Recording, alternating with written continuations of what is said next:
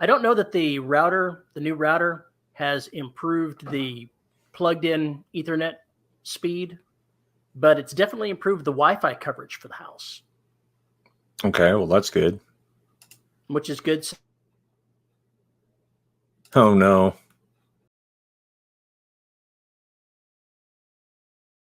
How long have you been working on your dissection of the Heinlein juveniles?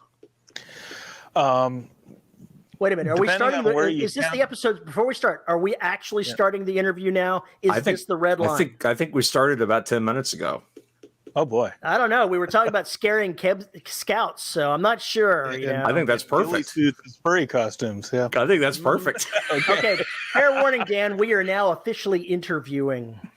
All right. It depends on where you count the start from. The first step on the road to actually trying to figure out how they work was probably when I watched Verhoeven's Starship Troopers in the theater. Because there's this particular feeling and flavor that Heinlein books, and especially the Heinlein juveniles, that film had at the end. Verhoeven hated the book. He was trying to satirize it and trash it. He did an okay. It was a great film. He did an okay job with satirizing it, but at the end, it still felt like a Heinlein story, and that caught my interest, because if that was a feel that you could reproduce without Heinlein's actual voice, I wanted to figure out how he did it, because that particular flavor was what hooked me and kept me coming back to Heinlein's books over the years. So I kept, I reread a bunch of them, couldn't figure it out. A few years went by, and Full Cast Audio, the production company out of Connecticut, had done several of the Heinlein juveniles as full cast productions, and I picked them up, and they were wonderful, and I was binging them. And at the same time, Gail Carriger told me that she had decided that she couldn't sell Crudrat at that point in her career because she was building a steampunk following, and it was science fiction, so it was off-brand. And I said, well, you have to let me read it. And I read it, and I got to the end, I'm like, oh my God, this is a Heinlein juvenile. I don't know exactly why it's a Heinlein juvenile, but it is. It's exactly what I've been listening to. And so that was why I wheedled and finagled and convinced her to sell me the rights to do the full cast audio of Crudrat. And at that point I said, I have to figure out what she did and what Heinlein was doing and how it can be done, because this is what young adult literature should be. As opposed to what we got in the post-Harry Potter boom, which was a bunch of adolescent power fantasies that were designed to be read by adults. The Heinlein juveniles are not power fantasies, and they're designed to be read by teenagers. They're just not the kind of YA book that then embarrasses you when you go back and reread it as an adult, like, say, some of the Xanth novels are. I'm not sure I could go back and read those. Right, because there's stuff that you can put, especially sexual stuff, you can put in a YA novel that is innocent exploration for a teenager that for an adult is kind of pervy. And, so there's this class of books that are great for kids, but as adults, we look back and we're like, how did my parents let me read that? But the Heinlein juveniles don't do that either, whereas some of Heinlein's adult books do that to a lot of people. So at that point, I started that was 2013, I think. I started making a serious study of the Heinlein juvenile as a form, and I read each one of them about 100 times probably, if or more, including all the times I listened to them over and over. And I started to chart the similarities they had in plot. I figured it had to be a formula, right? There had to be a plot formula or something like that. And I was frustrated when I got done charting it all to discover that there's no plot formula. In fact, there's not a lot that you can map out that they have in common. And I've got the spreadsheets that completely fail to do that, to prove it. There's common elements, but they're not in the same order. They're not treated the same way. The emotional tenor of each of these 12 books plus some is totally different. Even the some of them are adventure books, some of them are slow enough that they might as well be lit fic, and yet they all have this sort of energy that pulls you through, and this feel that really captures the experience of struggling to find your place in the world. And at that point, I started to think, well, maybe it's not a formula. Maybe it's actually a genre of its own. Maybe it's more like a recipe than like a model that you put together. And when I cracked that, I started figuring out what the ingredients in the recipe were, and then I noticed that he was drawing from and blending 5 specific literary traditions to create a new literary tradition all his own. And at that point, once that fell into place, the rest of it got to be really easy to figure out. And that was the point at which I wrote Hadrian's Flight in 2016. And since then, I have intended, I've written 2 other Heinlein juveniles since then. They haven't seen print yet. They're currently actually in the other room in proof form. We're redlining them. But ever since then, I've intended to write up what I figured out, but I hadn't been able to make the time for it or to figure out how to approach it. And then last August, I sat down to write my next Heinlein juvenile, and instead an essay on what I was trying to write came out, and that turned into the book. So, bit of a long journey, but that's how I got here. Both Paul and I read that and gave you some feedback on it. And I have to tell you that I told you at the time that it's a lot meatier than I expected when you initially asked me. That's a serious book you're talking there. Thank you. Yeah. I don't even want to try and count the number of footnotes and how long some of them are. There's only 20 or 30 footnotes, I think, in the book. But yeah, some of them are fairly long. Some of them should have been maybe call-out boxes. But yeah, some of them should have been okay. So this links to this other essay over here. Mm-hmm. Yeah, they're pretty big. So I mean, the I haven't read a lot of those books, but the synopses were I guess pretty on point as far as being able to get the context of what you were then going to go through. Mm-hmm. So in this recipe, what kind of things have to be included in this recipe? So there's the 5 basic ingredients, and then there's the if I boil it all the way down, there's the 5 basics, and then there's 3 essential extra components. The 5 basic ingredients are the Stratemeyer Syndicate formula. That's your Hardy Boys, your Nancy Drews, Boxcar Children, Tom Swift. That's a juvenile high adventure, highly sensationalistic, really fast-paced, and the thing the Stratemeyer books do perfectly that they pioneered is maintaining almost arbitrary interest through the use of sensational cues. That's now common in all fiction, especially in thrillers. At the time, it was so scandalous that they actually got censored because they were training children to value sensation over thinking and wisdom. And it was a huge, huge issue. And when Heinlein was writing, they still got a bad name for doing that. They were still a little bit, I don't know if you want your kids to read these. So the Stratemeyer approach to action and sensationalism, the Horatio Alger myth, so the Horatio Alger myth is, we all know it as the pull yourself up by your bootstraps, right? Yeah. That's not what Horatio Alger did. In fact, all of his books are about like the opposite. It's about, there's actually a commentary in the text in Have Spacesuit Will Travel, where the narrator says, you hear these stories about a boy who's poor but honest, who makes good in the world by knowing the right people and getting advantages based on the strength of his character. But that's not me.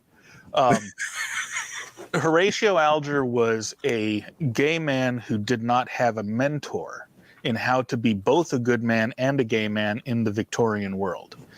And so he was determined to write stories that instructed, as well as being good stories, that instructed boys on how to be good men, even if they were effeminate or wimpy or sissified or gay.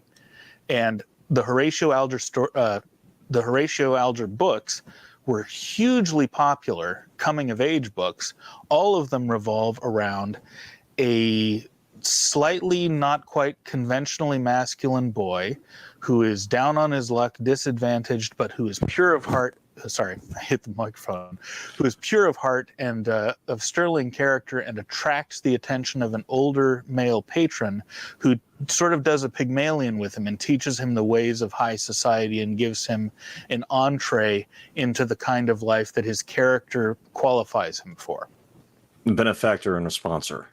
Mm-hmm. And yeah, a benefactor, a sponsor, a mentor. So what Heinlein did with this storyline, because Heinlein was a huge fan of Horatio Alger, but thought that he was kind of saccharine and a bit dated and whatnot.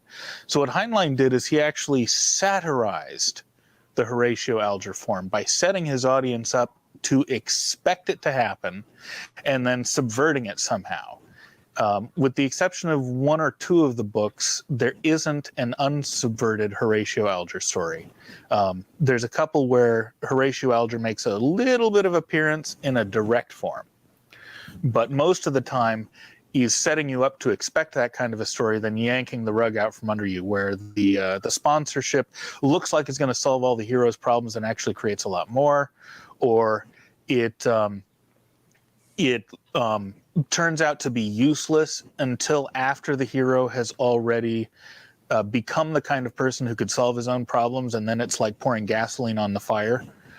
But the hero in the Heinlein Juveniles, the hero doesn't get the Deus Ex Machina that Horatio Alger built his brand on. So you had now I've got to go through them mentally because I don't have a spreadsheet here. But there are others. You just say, you don't have to detail them all. There are others. All right. Well, so the other three real quickly then are the hero's journey, the heroine's journey, and the German Bildungsroman, which is a coming of age story of a particular sort. And the interesting thing about these 5 basic traditions is that you should not be able to blend them. They all set up completely different and often mutually exclusive reader expectations. Yes. And as any of us who've done this for a while know, if you set up competing reader expectations, what you're creating is a dead book, because the readers will be angry with you or unsatisfied and they won't know why. And what Heinlein did was he figured out how to blend these 5 ingredients in several different ways over the course of the series and somehow satisfy the expectations of all of them while delivering on the explicit promises of none of them. And that's the biggest secret. That's why he's the master and we're not.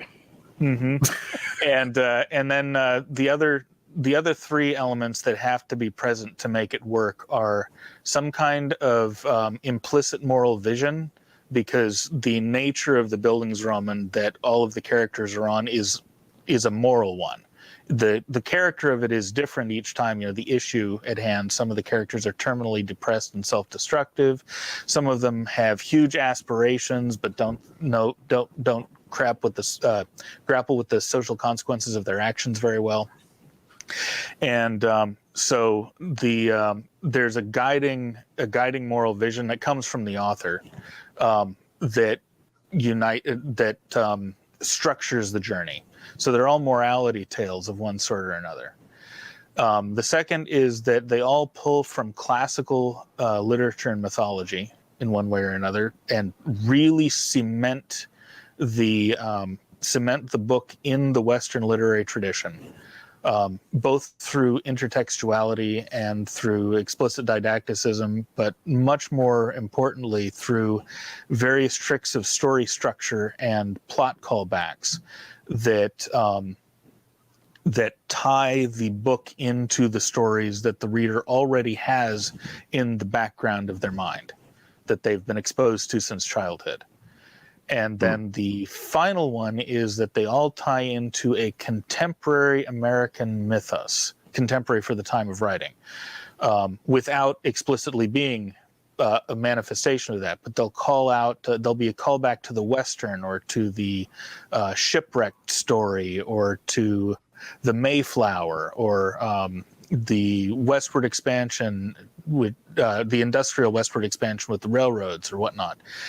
And so they all tie into the everyday mythos that the readers all have daily contact with through their culture around them, through the media they were consuming already.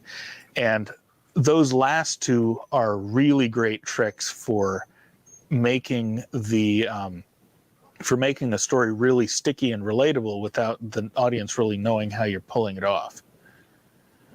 But you blend those basic 5 and those next 3, and you've got more or less the recipe for a Heinlein juvenile. There's a lot more than that, as you guys found out reading the book.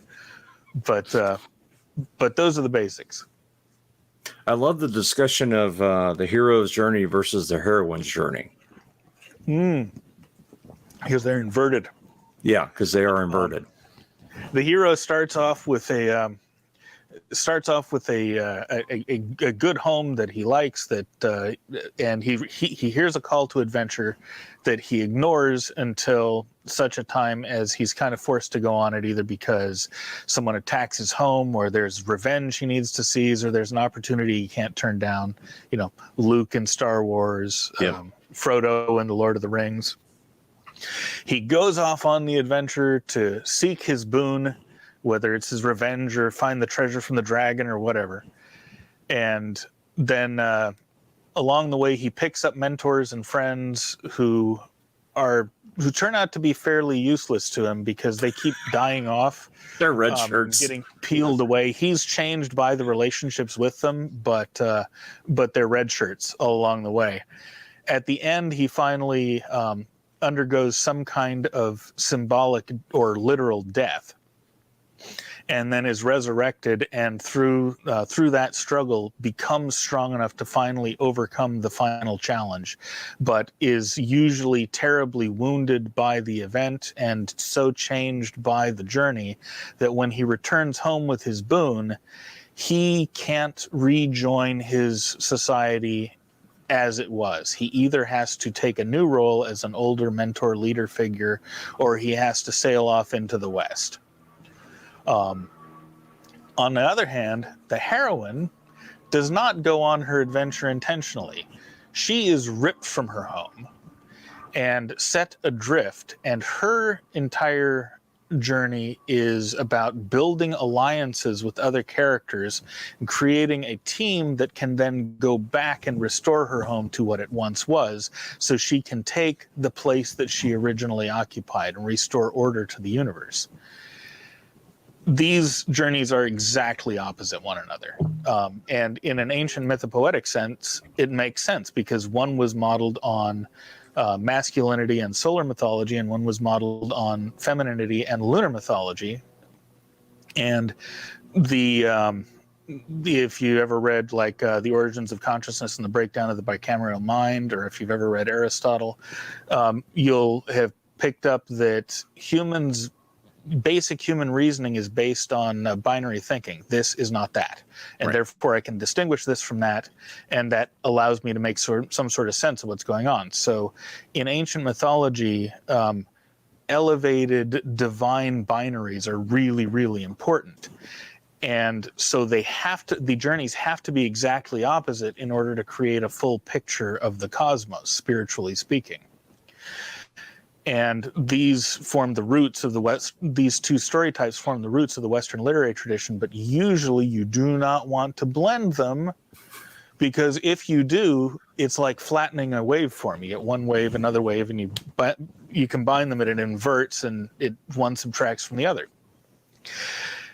There's a few ways that you can combine them. The classic example is the Lester-Dent team dynamic.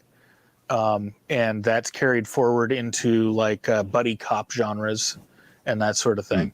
where you combine them by having one hero's journey and one heroine's journey. Yep. Lord of the Rings does this really well. Sam is the heroine and Frodo is the hero. But you attempt to combine those journeys into a single character at your peril. And throughout the Heinlein Juvenile series, Heinlein repeatedly combines the journeys. In fact, if I recall correctly, there's only one unmixed hero's journey and one unmixed heroine's journey, and all the rest of them, the main character goes on both at once, and it works. And why does it work? One of the reasons it works is because the characters are teenagers. And this will work with any character that's highly constrained in their agency. A character with constrained agency cannot go on a hero's journey all the way, because the nature of the hero's journey is the ultimate apotheosis of the hero and having the unconstrained aspect. But teenagers have this problem where they're subject to social constraints that they'd like to get past. The power fantasy is a way of giving the teenager an escape into a world where they can be anything they want, and no adults will tell them differently. And if they do, they can kill them. Right? It seems a little harsh. Yeah, well, Hunger Games, not now. Yeah, there's that. Maze Runner, but or even Lord of the Flies, really. But if you take the teenage experience seriously, one of the things is trying to find a way to work narratively around the limitations. And what Heinlein did was he took the experience seriously enough so he was able to give his characters heroes' journeys that worked realistically within the constraints they were operating in. But because of their inexperience and their constraints and whatnot, they required mentors and partners that were more sophisticated than they were in domain-specific areas. So one of the best examples of this is in Citizen of the Galaxy. It's this amazing, it's this amazing hero's journey that mirrors the Odyssey in a lot of ways, where I noticed Thorby that. starts off as a little boy slave, and he winds up the head of the interplanetary supercorp that had originally sold him into slavery in the first place, through this set of crazy adventures that he goes on along the way. But when he gets to his final challenge, where it's actually a stock vote in a boardroom, he can't pull it off, and he actually completely fails because, as sophisticated as he's gotten with reading the politics of the room, which you have to if you're a slave and then a merchant and then a rising foot soldier in the Air Force, which is three of the other little journeys he goes on. He just doesn't have the business sophistication to pull it off. And it is through his relationship with his step cousin that he actually winds up winning. After he fails, she walks into the room and says, actually, her dad is Thorby's enemy in this. Actually, Dad, I revoked your proxy before this business meeting started, so I'm throwing my shares behind Thorby, and that swings the vote. And that, by doing that, it gives him both the full hero's journey, because he's got that point at which he ultimately fails, then gets recontextualized into a second death and descent into the underworld, so that he, at the end, is running the megacorp, and also the completion of the heroine's journey, because it is through his alliances that he has been restored to his rightful place as the heir to this corporation, which is the role he was born into and then ripped from. There's one other ingredient that I was talking about with Starship Troopers, how there was that flavor that lingered, that told me that there was something specific Heinlein was doing that wasn't just his voice. And the key ingredient to that is the endless road. And this ties into mixing the heroes and the heroine's journey. In no Heinlein juvenile book, and in very few of his adult books, is the end the end. Right. The final scene and chapter is always chapter 1 of book 2. Because... Which is almost never written. Which is never written. And it's because the experience of growing up is not a fairy tale experience. There is no happily ever after. We walk across the stage at a graduation, and we have a party that day, and the next day we have to look for a job. So the point of these journeys, rather than the apotheosis of the main character and the vicarious apotheosis of the reader, is actually, instead of that, what he's doing is he is taking the main character through a journey where the main character qualifies for bigger trouble that he then must grow into again. So, and this also brings in Heinlein, especially during the period where he wrote these books. Heinlein was a neo-pagan.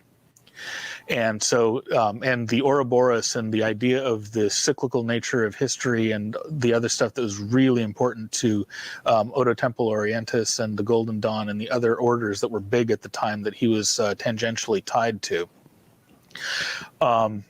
He played that circular recapitulation into everything he wrote. His the story that he wrote most often was of the Ouroboros man. All you zombies, the day into summer by his bootstraps. And had he lived and completed the World as Myth series, that whole series are all about people who, through time paradoxes, wind up creating themselves. In All You Zombies, which you can see a fantastic film adaptation in Ethan Hawke's film Predestination. It's almost word for word the same story. It makes a fantastic film. The main character is a bartender who is trying to wheedle a story out of a particular patron who's always surly. So he bets him a bottle of whiskey that he's got a weirder life story than the patron does.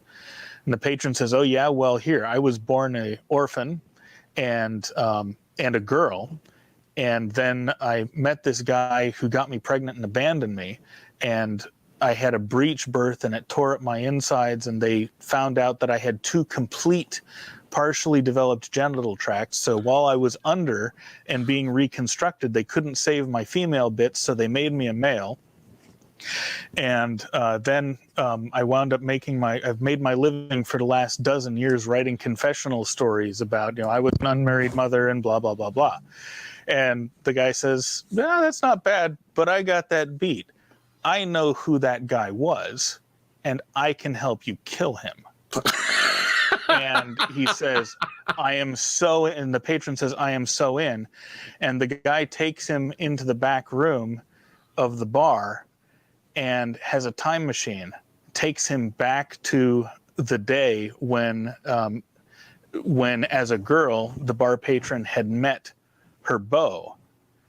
And says, "All you got to do is just go look for this guy and shoot him, and then you'll take all this trouble out of your life and you'll go back to the life that you loved." And as he's looking around, he bumps into his younger self and falls instantly in love. And it turns out that he was the beau who had impregnated her. And while this is going on, the bar patron goes and steals the baby from the hospital and takes it back in time to the orphanage where the girl grew up.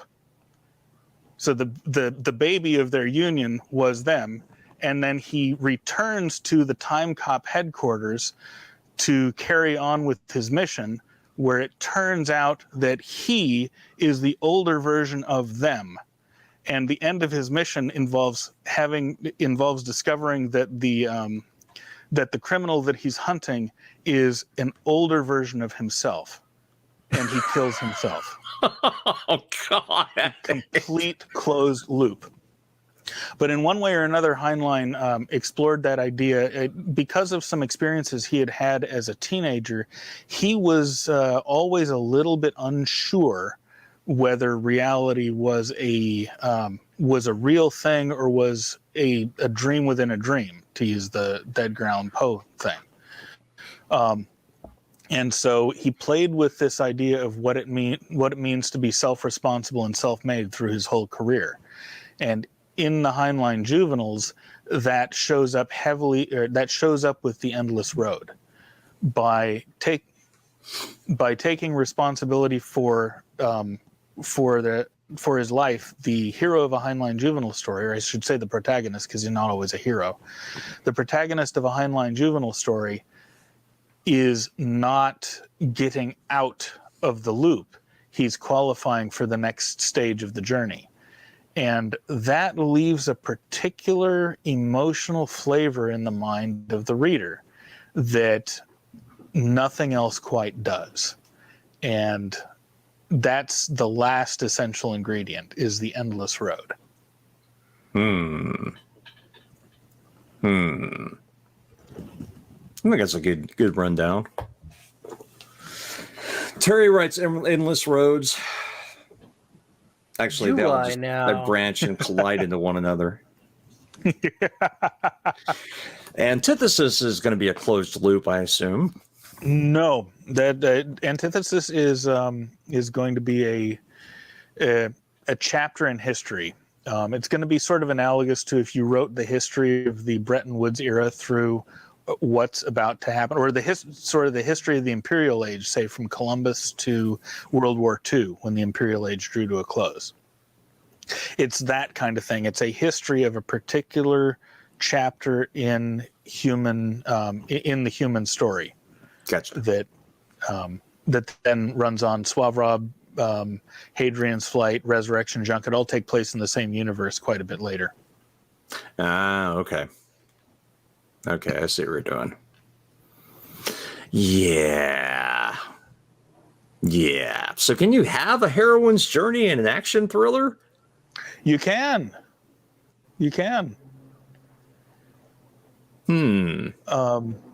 Think of any action thriller that has a team working on it, like heist films are often heroine's journeys. Okay, yeah, I see that. I definitely see that. It depends on how you construct your team dynamics and the pressure you put them under. But yeah, you can definitely do an action thriller as a heroine's journey. It just makes me wonder how much of this we've absorbed just by reading. We just didn't know we knew it. A lot. Mm-hmm. A lot of it. So, I mean, that's what's always funny about studying literature. It's like you go back and you're finding out why you know what you know. Mm-hmm. And then finding out what you didn't know that you should really stop doing. And often you find out you find out what you know that you didn't know, and then you find little kernels in the edges that stick the pieces of what you know together in ways that really give you extra leverage and power as a storyteller. Yeah. Don't be James Fenimore Cooper. Don't do that shit. Oh, God. Please don't read that and try and learn from writing for that. It's basically like one of my literary profs is like, we're reading this so you know why you should never read another one. And if I ever catch you writing like this, we're going to have a talk in the woodshed. Mark Twain I can't remember what he said, but he had this essay that just excoriated the Leatherstocking Tales, and it was a delight to read. All this stuff was a delight to read. But yeah, when he got his rancor up, it was especially fun. Yep. I could give you 1,000 words on why you should go fuck yourself and never utter any kind of, references to anatomy or anything else. Mm-hmm. Yep. So this one is Kickstarter's going on now. Yep. And when does it end? Goes through October 6th. October 6th. So, okay. Yep. So we've hit our goal, and we're now on the way to stretch goals. Stretch goals include workbooks for both students and writers. What's the next one? I have to hold on. I've got to look because I don't remember what order I put all the stretch goals in. So you're already funded. Yeah, we're already funded, but Excellent. we're what I was hoping was that we would fund quickly so that we could do some really cool shit on the stretch goals. And of course, Kickstarter's down at the moment. Oh wait, hold on, here it comes. Stretch goals. So yeah, we got the workbooks, and then the next goal after that is a book that I've got notes for on how Heinlein's rules for writers relate to management of your creative beast, because that's something that's come up a lot on the Everyday Novelist podcast. Heinlein's rules for writers: you must write, you must finish what you write, you must not rewrite except to editorial direction, you must put your work on the market, and you must keep it on the market until it's sold. Very simple rules, very difficult to follow. And because they're difficult to follow, most of the people who talk about them look for workarounds.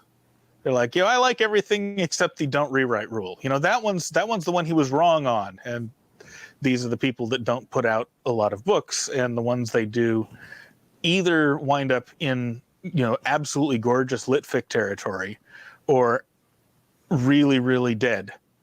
Because they've either written so much voice into it that the voice is the only point, or they've taken all the voice out of it, and so it's just not there. But for the last 6 years now, I've been hosting the Everyday Novelist, and after the first 30 days, I told the listeners, look, I can't just keep coming up with topics. You'll have to send me questions. And they've kept sending me questions. We're coming into like 1,500 or 2,000 episodes now, because anytime I've got enough questions to do a week, I just do a question every day. But one of the things it's shown me is the ways that people get blocked that I don't share. And so I've had a lot of exposure to helping people figure out how to manage their creative problems, especially when it comes to rewriting and revising and pantsing versus outlining and whatnot. And so if we hit that stretch goal, I'm going to be pouring all that experience into a book on how to follow Heinlein's rules without completely going out of your mind. And that should be good. And then after that, we've got an audiobook coming on. And then if we really go to the moon, there's going to be a stretch goal where I do a similar breakdown of the other genre that Heinlein really pioneered, which was the Heinlein epic. From Moon is a Harsh Mistress forward, most of his books were these strange, picaresque, sprawling tales that were really fragmented and tended to turn readers who read them the first time off, but readers who couldn't get them out of their head and went back to them often fell so in love with them that they read them over and over and over and over and over. And there's a special magic going on there too, as well as a misstep at that first stage. And so if we hit that stretch goal, I'll be giving those books the same treatment, so that writers and people who are genre fans can understand what it was that he was doing that made them so off-putting initially and so addictive for those that they stuck with. Because there's a lot of tricks you can lift out of what he was doing and apply to your own stuff that are very creatively fertile, and they're not commonly used. Yes, but the question there is going to be, are they going to have to wait for a decade for that book? Because my gosh, there's a lot of work going into this. It'll take me about a year to 18 months to do that one, because I've also been studying that all this time. It's just a matter of because I'll have to reread it. The way I wrote this one is, after all that reading and internalizing, I went and I read every single one and then wrote the chapter as I was reading it, so I get the summaries correct and make sure I didn't miss anything. And these later books are much thicker. We're talking 100 to 300,000 words each. So where I could read all the Heinlein juveniles and write everything in about a month and a half, the Heinlein epics, that's going to take a little longer. Just a little. Yeah, a year to 18 months is what it'll take to write that. Wow. Well, I'm very happy you finally got this thing done. Thank you. It feels so nice. I keep hitting the mic. Feels so nice. I can't wait to get it out in front of the world. Oh, and the Kickstarter edition does have a couple bonus chapters that you will not get in the commercial edition, because it turns out that Heinlein used his juvenile formula in several of his adult books. And they are some of his best loved adult books, most widely loved adult books. And he tweaked the formula a little bit to make it work for adults. And so the bonus chapters are going to tackle those books. All right, now I'm curious. Now I'm really curious. Guess you'll have to support the Kickstarter so That's you'll right. find out. I don't know. I don't support Kickstarters. They take all my information and I get all the spam. I'll use my throwaway address. I'll use a fake name. There you go. As long as you use a real credit card, I'm fine with that. Yeah, I figured you would be. Besides, I know where to find you anyway. Yeah, I'm really kind of scared of that, actually. Well, I guess we've been talking for a while. Why don't you tell us where we can find all this good stuff? You mentioned Everyday Novelist. You want to pimp that too? Yeah, my daily podcast, or more or less daily podcast, you can find at everydaynovelist.com. I answer questions on creativity, business, project management skills, time management, history, autodidacticism, all sorts of other interesting shit that's grown into over the years. Everydaynovelist.com. And if you support Everyday Novelist on Patreon, we also do monthly film commentaries where we, my partner and I sit down and talk through the tricks that some of the greatest films in history have used and how you can apply those in prose form. Right. My background in filmmaking really comes in handy with this. So that's a lot of fun. We're just starting a unit we just wrapped up a unit on mystery and hard-boiled detective fiction, and we're starting a unit on eroticism, which is different than sex and porn. And it's the nature of that difference that we're exploring, because we don't any longer live in a world where you can just talk about someone's boobs or someone's butt or someone's cock and get a rise out of the reader. You have to actually, you can't substitute cheap titillation for eroticism if you want to get deep connection with your reader. You have to actually do what the ancient poets did when dealing with eroticism. And so we're looking at movies that do that in one way or another. And then for my normal stuff, I've got a couple of fiction podcasts available and a whole bunch of blog posts and everything over at jdsawyer.net. Haven't updated the blog in a little while, but I've got a bunch of stuff I'm doing there this winter. I also am writing in real time a book on the on geopolitics and the turning point in history that we're finding ourselves. It's basically a context book looking at the different pieces of our world that are currently imploding and what's driving that and what that means for how our civilization can carry forward. And that's at I think it's jdanielsawyer.substack.com. The series is called Unfolding the World. And then my Twitter is at @dsawyer, and the pinned post is actually the first post from the Substack series. And I think that's all I'm up to at the moment. You really should consolidate all that into, like one or two places. Of course, lots of books on Amazon, lots of books coming on Amazon. I've got like 10 books that are going to be publishing this year. Jesus. And 2 more nonfiction books, another mystery, 2 more Heinlein juveniles, and a pulpy near future science fiction. The 2 I'm looking forward to most in the fiction department are The Wolf of Venus, which is the next Heinlein juvenile I'm going to drop, and Death Flight to Mars, which is the pulpy near future science fiction. Imagine that the first Mars mission, Elon Musk partnered up with a reality TV company in order to offset costs. No. And the reality TV producer was a bit of a psycho, and so was very creative with his casting choices. This sounds like Tropic Thunder. That's the premise of the book. Yeah, this is going to go real well, I can tell. I think we're getting internet trouble. Yeah, Terry keeps disappearing on a regular basis. Now he looks like he's covered in Vaseline again. It's a sad state What's his of natural affairs. state? And that goes on before the gilly net. Well, now you got to go ahead and think Burt Reynolds here, because if you're going to have the Vaseline, you got to have the belly button lint to go along with that.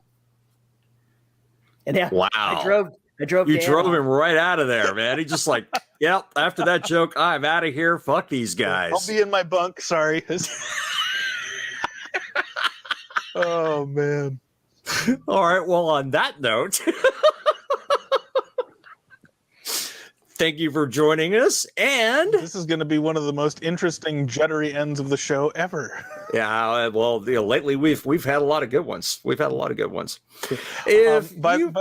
Oh, go ahead. By the way, there is a sample audio chapter of Secrets of the Heinlein Juvenile. Will they be able to find that on the feed, or should I direct them to somewhere else? Attempt to put it in the feed. Great. So look in the Dead Robots feed for your free audio sample chapter of Secrets of the Heinlein Juvenile. Yeah. And it'll have a cliffhanger ending at the end. If you want more, go support the Kickstarter. Of course. Yeah, let's do that. If you have a comment or question to leave us about this episode, and you do, you can send an email to show@deadrobotsociety.com. You can tweet me at Paul_E_Cooley. You can find us on Facebook at the Listeners of the Dead Robot Society Facebook group, where Terry wrangles all the mess that is there. You can find us on YouTube at youtube.com/DRS podcast to take a look at our ugly mugs and too damn many cats. We have to thank our wonderful host, Pod Hoster, who makes all 14 bazillion episodes of the Dead Robot Society available for your ear holes. And if you'd like to support the show, you can find us on patreon.com/DRS podcast, where for as little as $1 a month, you get access to exclusive content like live shows and mostly unedited shows. Mostly unedited. Lightly edited. In some cases, heavily edited, heavily redacted, to the tune of, oh my God, we said what? What were we thinking? What were we on when we decided this was a good topic to talk about? That's how that works. You guys are both going to have to come visit me at the new ranch next summer. I'll have guest quarters up. We'll have to do some live shows out in the wilderness where no one can hear us. Oh, that would be a blast. That would be a total blast. No one blast. found their bodies. Turns out he's really just Bigfoot. That's really what it is. Oh, hell, we've known that for years. Yeah, I know, right? You've seen my shoes.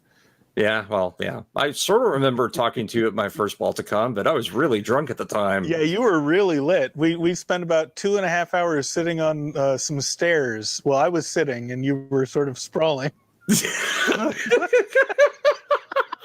We had a lot of fun. That was where we actually met for the first time. Yep, that was insane. And the next day, Paul remembered like 5 seconds of that. Oh, wait a minute. What was that? I apparently had a really good time and was very entertaining to everybody involved. Yes, indeed. Yeah, I'm frightened. Anyway, if you'd like to support the show at the $10 level, you get your name read every episode. And our $10 patrons are Summer Wilson, Tony L. Joy, Andrew Smallwood, Veronica Jaguar, Rick Shaw, Lisa Slack, Chris Winder, and Isabel Cushy. Thank you to all of our patrons for the support. And we very much appreciate it.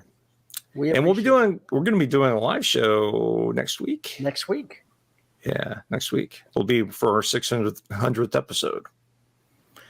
Yeah, be very afraid. But before we go, we want to tell you about Corpse Coffee. Terry and I are caffeine fiends. These my neighbors. Have you heard about Corpse Coffee? Have you heard about Corpse Coffee? Go to corpsecoffee.com, get yourself some boutique coffee, some boutique teas, read the webcomic, and get the dead in your cup. Thank you, corpsecoffee.com, for keeping us caffeinated and, our neighbors alive. That's how that works. You ever see me in the fits of caffeine withdrawal? It's not pretty. It's not pretty at all. It's a bad thing.